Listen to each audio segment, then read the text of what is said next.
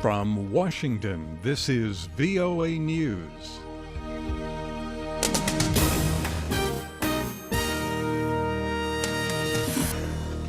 I'm Dave DeForrest reporting more U.S. troops to Iraq. U.S. President Barack Obama has ordered 450 American military advisors to Iraq. It is a new effort to bolster Iraqi troops as they try to retake Ramadi, the Anbar provincial capital seized last month by Islamic State insurgents.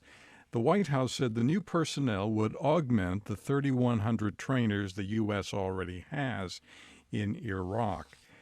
The United Nations is urging factions in Libya to accept a power-sharing agreement and put an end to nearly 4 years of political turmoil and violence. UN diplomats and other top officials meeting in Berlin Wednesday issued a joint statement saying an inclusive political settlement is the only lasting solution to Libya's problems. Turkey's Prime Minister Ahmet Davutoglu has handed his resignation to President Recep Tayyip Erdogan. The resignation comes just after Turkey's ruling party lost its parliamentary majority for the first time in 13 years.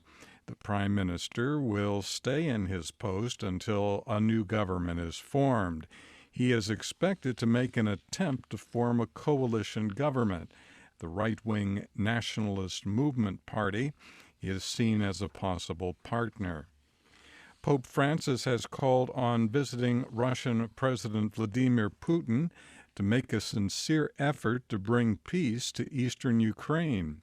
A Vatican statement released Wednesday after a one-hour meeting said the pontiff stressed that there must be a great effort to end the rebellion launched by pro-Russian separatists 14 months ago.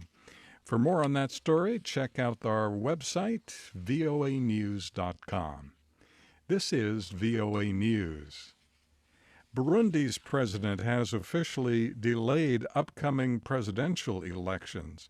President Pierre Nkurunziza issued a decree Wednesday that moves the presidential vote from June 26th to July 15th and also revises the dates for National Assembly and Senate elections.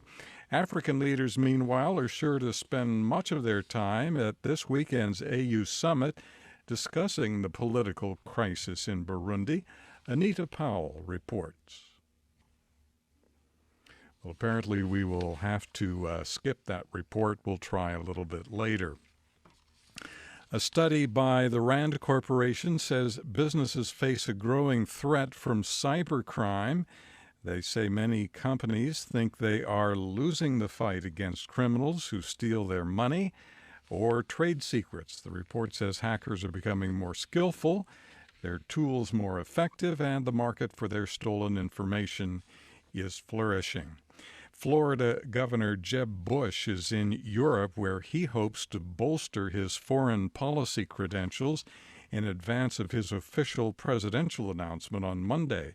Jim Malone reports. Jeb Bush's foreign policy trip includes visits to 3 U.S. allies, Germany, Poland, and Estonia, and comes just days before he takes the plunge and joins the 2016 race for president. During a speech in Germany, Bush urged the West to take a stronger stand against Russian aggression aimed at Ukraine under the leadership of Russian President Vladimir Putin, whom he called a ruthless pragmatist. Public opinion polls show Bush near the top of the 10-person Republican field at the moment, along with Wisconsin Governor Scott Walker and Florida Senator Marco Rubio.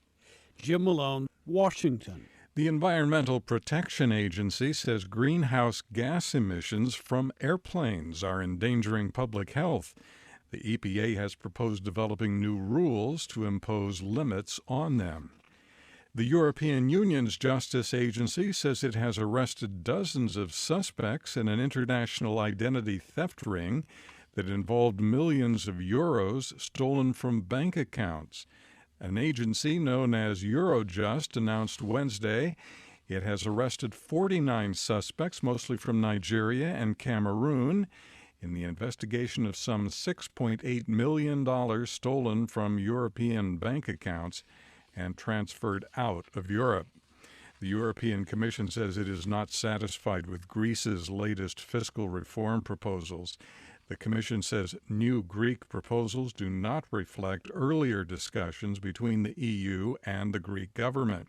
Greece's Prime Minister Alexis Tsipras was scheduled to meet in Brussels with German Chancellor Angela Merkel and French President François Hollande to discuss new bailout funds for the debt-ridden country.